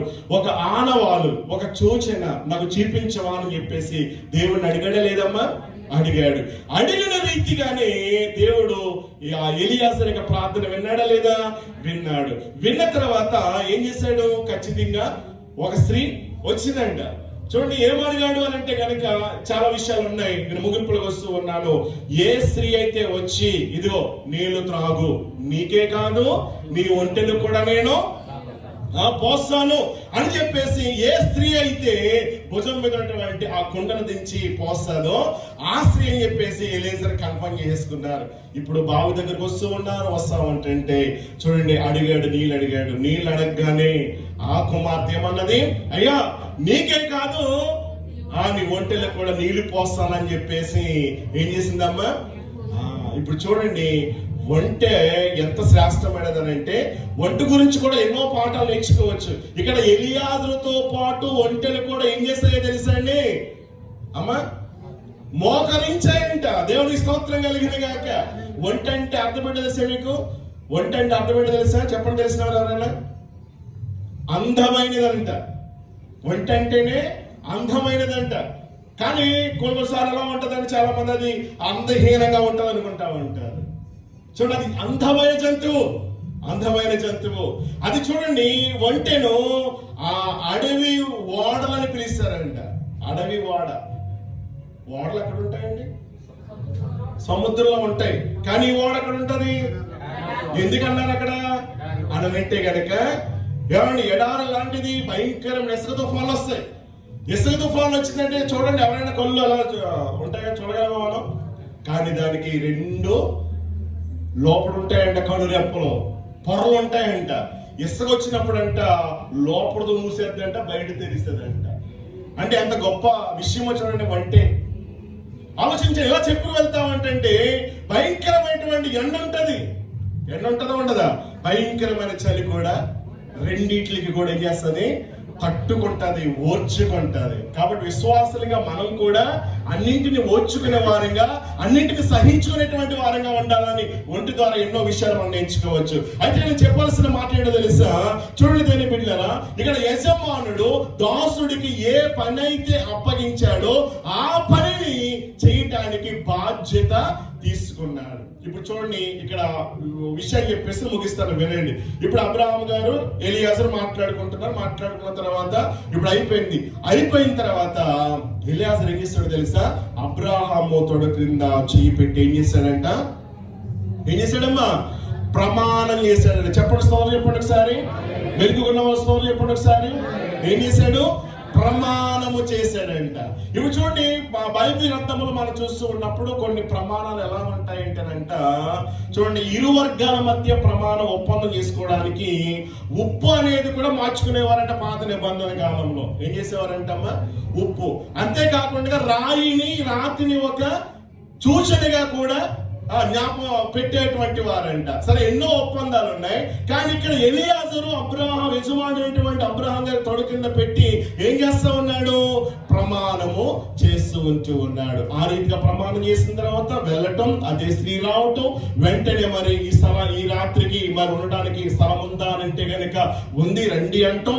తర్వాత తండ్రి గారేమో ప్రేమతో ఆహ్వానించడం, మరి వెంటనే కూడా విందు చేయటం. విందు ఏర్పాటు చేసిన తర్వాత భోజనానికి చేతులు కడుక్కోండి, భోజనం చేద్దామని అంటే కనుక ఎలియాజరు అంటా ఉన్నారు, లేదు భోజనానికి ముందు నేను వచ్చిన పని ఏంటో చెప్పాలి అని చెప్పేసి అన్నాడు. సరే, విషయం అంతా కూడా చెప్పాడు. చెప్పిన తర్వాత అంగీకారం అయిపోయింది. అంగీకారం అయిపోయిన తర్వాత చక్కగా భోజనం చేశారు. రాత్రి ఉన్న తర్వాత వెళ్ళిపోవడానికి సిద్ధపడిపోతే ఏమన్నా తెలుసా? సరే, ఒక కొన్ని రోజులు మా అమ్మాయిని ఇక్కడే వచ్చాడు అని చెప్పేసి అన్నారు. ఎలియాజరు అంటాడు, లేదు, నా యజమానుడు నన్ను అప్పగించాడు, ఇక ఏమాత్రం ఆలస్యం చేయకుండా నా యజమాను దగ్గరికి వెళ్ళిపోవాలని చెప్పేసి వెళ్ళిపోతాను, మరి అమ్మాయిని కూడా పంపిస్తారా అని చెప్పేసి అన్నాడు. అంటే ఇప్పుడు వాళ్ళు అంటారు, మరి ఆ చిన్నది మీతో వస్తానికి రావటానికి ఏమైనా అభ్యంతరం చెబుతాదేమో అని చెప్పేసి అని ఆలోచన చేయండి. ఆ చిన్నదాన్ని అడుగుతారంట. అంతకు ముందు లాభాన్ని ఏమంటాడు తెలుసా? ఇది యెహోవా వలన కలిగిన, మేము అవునని చెప్పలేము, కాదని చెప్పలేము. ఇది ఎవరి వల్ల కలిగిందమ్మా? దేవుని వల్ల కలిగింది. కాబట్టి మేము ఏమి కూడా మాట్లాడలేము. సరే, చిన్నదాన్ని పిలిచిన తర్వాత, అమ్మ మరి ఈ మనుషులతో వెళతావా అని అంటే గనక ఏమందామే? వెళతాను అని చెప్పేసి ఏమండి మరి మాట ఇచ్చింది. ఒంటెల మీద ప్రయాణం చేసి అలాగా వచ్చేసారు. అక్కడ ఒక కథ అయిపోయింది. చూడండి, ఇక్కడ జ్ఞాపం చేస్తూ ఉన్నాను. అలాగా యజమానుడు దాసుడని ఎలియాజరుకి ఏ పని అయితే అప్పచెప్పాడో ఆ పనిని ఏం చేశాడు చెప్పండి? చక్కగా జరిగించాడు. ఇక్కడ కూర్చున్న మనందరికీ కూడా దేవుడు పనులు అప్పచెప్పాడు లేదా? కాబట్టి ఏ పనులు అప్పగించలేదన్న అవసరం ఎప్పుడు సరే అంటే స్తోత్రం చెప్పలేదంటే దేవుడికి ఏదో పని అప్పగించాడు. నా పని ఏంటి? ఇక్కడ మా పనులు బోధించడం వచ్చినటువంటి మీకు చక్కటి రీతిలో బోధించలేదనుకో, అబ్బాయి ఏం చేస్తామని దేవుడు చెప్తాను. ఎప్పుడు కూడా మీకు ఒకటే, బోధించేటువంటి మాకు డబ్బులు కొట్టమంటది ఎప్పుడు కూడా. ఇందులోనే డబ్బులే మామూలుగా పెడతారా? మాకు విశ్వాసం ఒక చేప ముక్క అయితే మాకు 2 కదా, కాబట్టి అక్కడ కూడా డబ్బులు కోటింగ్లే ఉంటాయి. ఇక్కడంతా బలంగా చూసుకుంటే డబ్బులు లెక్క, అంతేనా? దేవుడి స్తోత్రం. కాబట్టి దేవుడు లెక్క అడుగుతాడండి.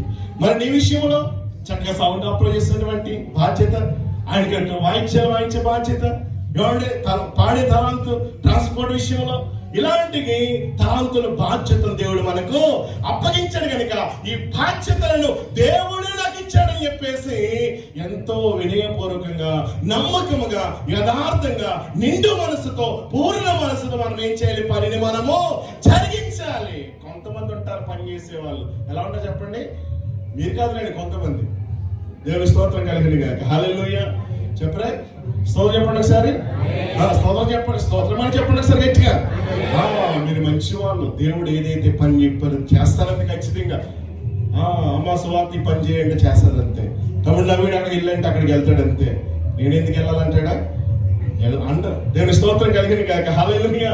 కాబట్టి దేవుడు మనకు అప్పగించే పని మనం ఏం చేయాలా? మనుషుల కోసం చేస్తున్నట్టుగా కాకుండా దేవుని కోసం మనం చేయాలా. దేవుని స్తోత్రం కలిగింది కాక. కొంతమంది సంఘంలో పనిచేయరు, చేసేటువంటి వాళ్ళని చేయనివ్వరు. వీళ్ళెవరు అంటారో? వీళ్ళెవరమ్మా? చెడగొట్టేవారన్నమాట. కాబట్టి ఈ చెడగొట్టే గుంపు ఎప్పటి నుంచో తెలుసా? అక్కడి నుంచి ఉంది. దేవుని స్తోత్రం కలిగిన గాక. హల్లెలూయా. ఈ చీడ పురుగులు ఎక్కడ ఉన్నాయమ్మా? ఆది సంఘంలో నుంచే ఉన్నాయి. కానీ కల్వరి కాని సంఘంలో ఏ చీడ పురుగు లేదు, అంతా కూడా సీతాకోకు చిరిగిలే. దేవుని స్తోత్రం కలిగిన గాక. ఎవరు ఎంత పొగుడుతున్నారంటే ఎంత గట్టిగా మీరు స్తోత్రం చెప్పాలండి. కాదండి, దేవుని స్తోత్రం మంచివాళ్ళండి, నిజమేండి. దేవుని స్తోత్రం కలిగింది గాక. కాబట్టి ఇంకా మీ బాధ్యత ఏమవ్వాలన్నమాట? పెరగాలి. దేవుని స్తోత్రం కలిగిన గాక. మీ బాధ్యత ఏమవ్వాలి? ఇది నా పని, నా పని. బాధ్యత చెప్పాం, యూత్ మీటింగ్ జరగాలని. ఏది నెలలో ఒకసారి కూడా కంపల్సరిగా ఎన్ని పనులున్నా జరగాలి అన్నాం. అయ్యారు, అవునా కాదండి? మరి ఏది బాధ్యత? ఆలోచించండి నా దేవుని బిడ్డల. బాధ్యతగా మనం ఉండాలి, పని చేయాలా. క్వైర్ ప్రాక్టీస్ అంటున్నాం. ఏ రోజైనా ప్రాక్టీస్ పెట్టారా? ప్రాక్టీస్ ఏ పాటలు పాడాలో చక్కగా ఆత్మ నింపుదల. ఏమండి, ఆత్మ నింపుదల కలిగి అయ్యా రేపు వారం శుక్రవారం కాబట్టి మనం అందరం కలిసి ప్రార్థించేద్దాం. రేపు నూతనమైన ఆత్మ దేవుడు సంఘంలో నడిపించాలా అని భారం కలిగి ప్రార్థించేవారు ఎవరండి? ఆలోచించండి. ఉండాల, బాధ్యత ఉండాలి. అవునే కదా? దేవుని స్తోత్రం కలిగిన గాక. చాలా మంది బాధ్యతగా చేస్తా ఉన్నారు, కొంతమంది బాధ్యత మరిచిపోతా ఉన్నారు. వారి గురించి జ్ఞాపం చేస్తూ ఉన్నారు. మనం అందరం ఎలా ఉండాలి చెప్పండి? బాధ్యత కలిగినటువంటి వారంగా ఉండాలి. ముగిస్తా ఉన్నాను. ఇక్కడ ఎలియాజరు ఎలా ఉన్నాడో తెలుసా? సంపూర్ణమైనటువంటి విధేయతను కనపరచినట్లుగా లేఖనాల్లో మనం చూస్తూ ఉన్నాం. ఇక మూడవది ఏంటో తెలుసా? ఎలియాజరు దేవుని అడుగుతూ ఉన్నాడు, నాకు ఒక సూచన తెలియజేయమని. ఏం చేశాడు? ప్రార్థన చేస్తే ఎలియాజరు మోకరిస్తే మరి ఎలియాజరుతో పాటు ఒంటెని కూడా ఏం చేశాయంటమ్మా? మరి ఉందా ఈ అనుభవం నీకు? ఏ అనుభవం? మోకరించే అనుభవం. ఎందుకు మోకరించాలి మనం? ఎవరి ముందు మోకరించాలి? ఆయన ముందు మనం మోకరిస్తే నువ్వేమవుతావు తెలుసా? అన్నీ కూడా నీ ముందు. నీవు ఆయన ముందు మోకరించలేదనుకో, ఏది కూడా నీ ముందు. ఇప్పుడు చూడండి, దానియేలు మోకరించి ప్రార్థన చేశాడు గనుక సింహాలు దానియేలు ముందు మోకరించాయి. దేవునికి స్తోత్రం కలిగింది గాక. అబ్రహాం గారికి ఇంటిలో ఉన్నటువంటి ఒంటెలన్నీ కూడా ఏం చేశాయి చెప్పండి? మోకరించాయంట. ఎంత గొప్ప ట్రైనింగ్ చూడండి దేవుని బిడ్డలారా. కాబట్టి ఇలాంటి అనుభవంలోనికి మనం వచ్చినప్పుడు ఏ సమస్య కూడా, ఏ శ్రమ కూడా మన మీద ఏం చేయదమ్మా? ఏలుబడి చేయదు. కాబట్టి మన అందరి శ్రమలు ఉన్నాయి, శోధనలు ఉన్నాయి, బాధలు ఉన్నాయి. కానీ ఎప్పుడైతే నువ్వు మోకరించి దేవుని సహాయం కోరుకుంటావు, అద్భుతమైన రీతిలో దేవుడు నీకు సహాయం చేస్తాడు. దేవుడి స్తోత్రం కలిగింది గాక. ఆ రోజుల్లో ఒంటె ఉండటం అంటే, ఇప్పుడు ఖరీదైన కారు ఏ కారు చెప్పండి అయ్యారు అమ్మా? BMW. ఇంకా ఏదో పేరంటే నాకు అర్థం కావట్లేదు. ఇప్పుడు చూడండి, ఒక ఒంటు ఉంటది అనుకోండి. ఒంటుంటే BMW కారు ముందున్నట్టే అంటే, ఇంటి ముందున్నట్టు. అలాంటిది అబ్రహాం గారికి ఎన్ని ఒంటెలండి. ఈ ఒంటెలన్నీ కూడా ఏం చేసాయి తెలుసా? మోకరించాయి. యజమాని అప్పగించిన పనిని జరిగించడానికి దేవుడు చూసిన ప్రభువా, నా యజమాని ఎంత గొప్పవాడు, నా యజమాని ఎంతగానో దీవించావు గనుక, కుమారునిక వివాహ విషయంలో కూడా నువ్వు చేయబోతున్న కార్యం గొప్పది గనుక, ఆ గొప్ప కార్యాన్ని, ఆ మార్గాన్ని నాకు తెలియపరచు ప్రభువా. ఆ మార్గం ఏంటో నాకు తెలియదు, ఆ పాప ఏంటో నాకు తెలియదు, ఆ అమ్మాయిని ఎప్పుడు చూడలేదు, కాబట్టి ఆ అమ్మాయి ఎవరో నాకు తెలియాలి అంటే కనుక ఈ సూచన అడుగుతున్నాను ప్రభు, సహాయం చేయవాలని చెప్పేసి ప్రార్థించాడు. ప్రార్థించిన రీతిగా ఎలియాజరు ప్రార్థనకి దేవుడు సమాధానం ఇచ్చాడు లేదమ్మా? అంటే ఇక్కడ ఎలియాజరు గొప్ప ప్రార్థనాపరుడు. అందుకనే నిజమైన సేవకుల్లో ఉండాల్సిన లక్షణాలన్నీ కూడా ఎవరిలో ఉన్నాయి చెప్పండి? ఎలియాజరులో ఉన్నాయి. మొట్టమొదటి లక్షణం ఏంటి చెప్పండి, ముగిస్తా ఉన్నాను. నమ్మకంగా ఉన్నాడు. రెండవది తెలుసా? యజమాని అప్పగించిన పనిని బాధ్యతగా ఉన్నాడు. నిర్లక్ష్య స్వభావంతో లేడు. దీని బిడ్డలారా, గతంలో ఒకసారి జ్ఞాపం చేశాను. దేశాంతరం పోతూ యజమానుడు తన దాసుని పిలిచి 5, 3, 1 తలాంతులు ఇస్తే 5 ఇచ్చినాడు, 5కు 10 చేశాడు, 2 ఇచ్చినాడు, 4 చేశాడు, 1 ఇచ్చినాడు. సోమరుడుగా నిర్లక్ష్య స్వభావంతో బాధ్యతను మరిచిపోయి సోమరుడి పడుకున్నాడు. వచ్చాడు. ఎవరు వచ్చారు? యజమాని వచ్చాడు, పిలిచాడు, లెక్క చూసుకుంటా ఉన్నాడు. సోమరమైన చెడ్డ దాసుడా, నా సంతోషము నా ఆనందము నీకేమి లేదు, చోటు లేదు, ఇదిగో వెలుపలికి వెళ్ళిపో, అక్కడ ఏడుపును కొళ్ళు కొరుగుటై ఉండని చెప్పేసి కఠినమైనటువంటి చీకటిలోనికి త్రోసివేయబడ్డాడు. ఎవరు అంటే గనక శ్రద్ధ కలిగి పని చేయటువంటి వాడు, నిర్లక్ష్య స్వభావంతో ఉన్నటువంటి వాడు. మరి మిగతా ఇద్దరు బాధ్యత కలిగి, ఇది నా బాధ్యత, నా యజమానుడు నాకు అప్పగించాడు, తిరిగి వస్తాడు, ఖచ్చితంగా లెక్క అడుగుతాడు, నేను లెక్క చెప్పాలి, నా యజమాని దృష్టిలో మంచి దాసుడా, మంచి సేవకుడా, మంచి సేవకురాలు అనిపించుకోవాలని చెప్పేసి కష్టపడ్డాడు, శ్రమించాడు. ఏమని ఫలితం దక్కిందా లేదా? ఫలితం దేవుడు ఇచ్చాడు. నా సంతోషం నీకేముంది? పాలు ఉంది, బలా నమ్మకమైన మంచి దాసుడా అని చెప్పేసి ఎవడు మెచ్చుకుంటా ఉన్నాడు. ఇదిలానా మన యజమానుడి చేత మనం అందరం కూడా ఏం చేయాలమ్మా? ఈమె మంచి దాసుడు, ఈమె మంచి దాసుడు అని చెప్పేసి ఎవడు ఆయన చెప్పాలన్నమాట. మనుషులు కాదు. మనుషుల సాక్ష్యం ఏముంటదమ్మా? ఏముంటది? లోపం ఉంటది, పొరపాట్లు ఉంటాయి. నా గురించి ఎవరైనా చెప్పారంటే, నేను ఒక వ్యక్తి గురించి చెప్పానంటే, కానీ యేసయ్య చెప్పాడంటే ఆ వ్యక్తిలో ఏముండదమ్మా? లోపం అనేది ఉండదు. మరి ఈరోజు దేవుడు నీ గురించి ఎలా చెప్పగలడు? నా గురించి ఎలా చెప్పగలడు? ఈమె నా ఇల్లంతటిలో అలా ఉండాలి, నమ్మకంగా ఉండాలి. బైబిల్ అందరూ చదువుతున్నాము, నమ్మకమైన వానికి దీవెనలు మెండుగా కలిగిన. మోకరిన చిన్న మాట ప్రార్థన చేసుకుందాం. అందరు కూడా మోకరించిన చిన్న మాట ప్రార్థన చేస్తాను. అందరు కూడా ఎవరు కూడా నా వచ్చిన కూడా ఒక్క 2 నిమిషాలు నేను ప్రార్థన చేస్తాను. ఒక 2 నిమిషాలమ్మా. ఎవరు కూడా దయచేసి బయటికి వెళ్ళొద్దు, చిన్న మాట ప్రార్థన చేయండి. ఈ రోజున ఎలియాజరు లో ఉన్నటువంటి మంచి లక్షణాలు దేవుడు నీతో మాట్లాడాడు. ఎలియాజరు నమ్మకంగా ఉన్నాడు, ఇచ్చినటువంటి బాధ్యతను నిర్వర్తించాడు, గొప్ప ప్రార్థనా పరుడు. యజమానుడు చేసేటువంటి పనిని, అప్పగించేటువంటి ఆ పని విషయంలో అర్థం కానప్పుడు దేవుడిని అడిగాడు, దేవా నాకు సహాయం చేయవా? నా యజమానుడికి మంచి కోడలుగా రావాలా, నా యజమాని కుమారుడికి మంచి భార్యను తేవాలా, నువ్వు సహాయం చెయ్యి, ఒక చూసి నాకు తెలుపమని చెప్పేసి ప్రార్థించగా ఎలియాజరు ప్రార్థన దేవుడు విన్నాడు. ఈరోజు నీవు ప్రార్థిస్తే నీ ప్రార్థన కూడా దేవుడు వింటాడమ్మా. నీకున్న సమస్యల నుండి, నీకున్న బాధల నుండి, నీకున్న కష్టాల నుండి ఆయన విడిపించగలడు. నీకు సహాయం చేసే దేవుడు మన దేవుడు, నిన్ను ఆదరించగల దేవుడు మన దేవుడు, నిన్ను పోషించగలడు. ఈ రోజున ఒంటెలాగా నీవు మోకరించగలిగినట్లయితే, ఒంటెలాగా నీ బలహీనతను ఒప్పుకోగలిగినట్లయితే, ఒంటెలాగా బరువైనటువంటి ఆ బరువును మోసినప్పటికీ అది అలసిపోయినప్పుడు చేసే పని ఏంటో తెలుసా? మోకాల మీదకి వంగిపోద్ది, మోకాల మీదకి వంగిపోద్ది. దానికి గల కారణం ఏంటో తెలుసా? అయ్యా నా వల్ల నేను చేయలేను, మొయ్యలేను అని చెప్పేసి యజమానుడు ఏం చేస్తాడు తెలుసా? అప్పుడు ఒంటె మీద ఉన్న భారాన్ని, బరువును దించేస్తాడు. ఈ రోజున మోకరించగలిగినట్లయితే, ఎవరి ముందు?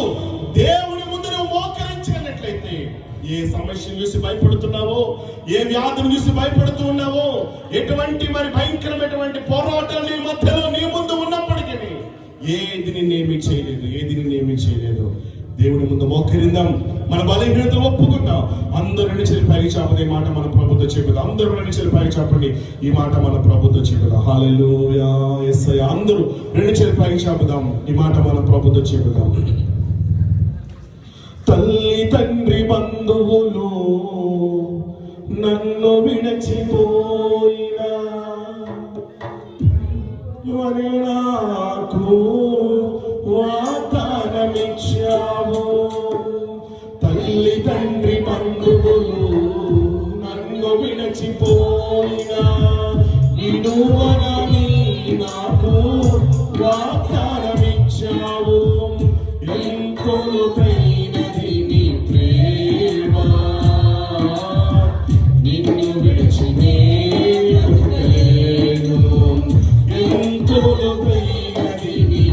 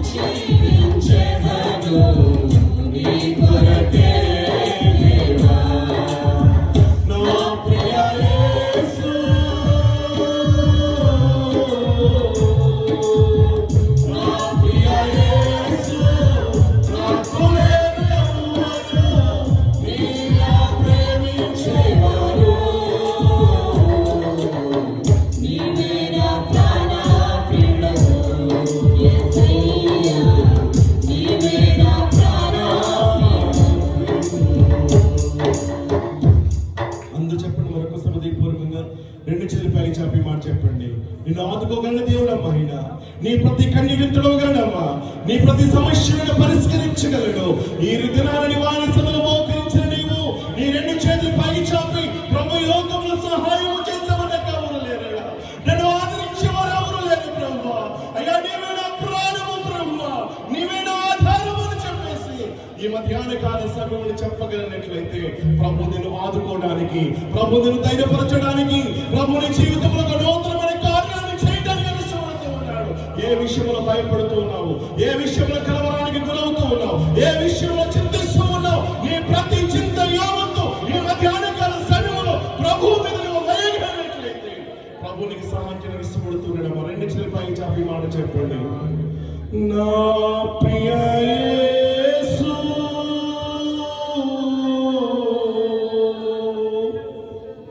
నా ప్రియ యేసు, నాకు లేరు ఎవరు, నీవు ప్రేమించేవారు, నీవే నా ప్రాణప్రియుడవు, నీవే నా ప్రాణప్రియుడవు. ఈ లోకంలో జీవించెదను నీ కొరకే దేవా. ఈ లోకంలో జీవించెదను నీ కొరకే దేవా. మధ్యాహ్న కాల సమయంలో ఆ రీతిగా ప్రభువా ప్రార్థించేటువంటి ప్రతి బిడ్డని ధైర్యపరచండియా. మరి ప్రతి కన్నీటిని తుడవగల దేవుడు నీవు తండ్రి. హృదయాంతరంలో ఉన్న వ్యాధిని ఒక్కడికి మాత్రమే తెలుసు ప్రభువా. కొన్నిసార్లు ప్రక్క వారు అర్థం చేసుకోలేకపోవచ్చు. ఎన్నో అవమానాలు గుండా, వ్యాధులు కూడా వెళుతూ ఉన్నారేమో ప్రభువా. ఈ 5 ఎలియాజరు ఎలాగైతే అబ్రాహాము ఇంటిలో నమ్మకంగా, యథార్థంగా, నీతిగా బ్రతికాడు ప్రభువా. నేను ఇదిగో నీ ఇంటిలో ఉంటున్న మేమందరము కూడా ప్రభువా యథార్థంగా, నీతిగా బ్రతకడానికి ప్రభువా, ఎటువంటి ప్రభువా వేషవాళ్ళు వలె కాకుండా ప్రభువా, నటించే వారిగా కాకుండా ప్రభువా, అయ్యా నమ్మకత్వాన్ని మాలో దాయిచ్చేయండి ప్రభువా. విధేయులు నేను ప్రభు పిల్లలుగా మేమందరము కలిగి ఉండడానికి నీ గొప్ప సహాయము, ఆత్మ నింపుదల, ఆత్మ సహాయములు ప్రభువా ఈ మధ్యాహ్న కాల సమయంలో చేరి వచ్చిన మాకు అందరికీ మీరు అనుగ్రహించమని ధైర్యపరిచి, బలపరిచి ప్రభువా వారి ప్రతి కన్నిటిని తుడిచి ప్రభువా వారు చెయ్యి పట్టుకుని ప్రభువా లేవనెత్తి అద్భుతమైనటువంటి కార్యాలు, ఆశ్చర్యమైన కార్యాలు ప్రభువా బిడ్డల పట్ల మీరు జరిగిస్తున్నందుకు నీకు స్తోత్రాలు చెల్లిస్తూ ఘనత మహిమ ప్రభావాలు మీరే పొందుకుంటారని యేసయ్య దివ్యమైన నామమున ప్రార్థిస్తున్నాము తండ్రి. ఆమేన్.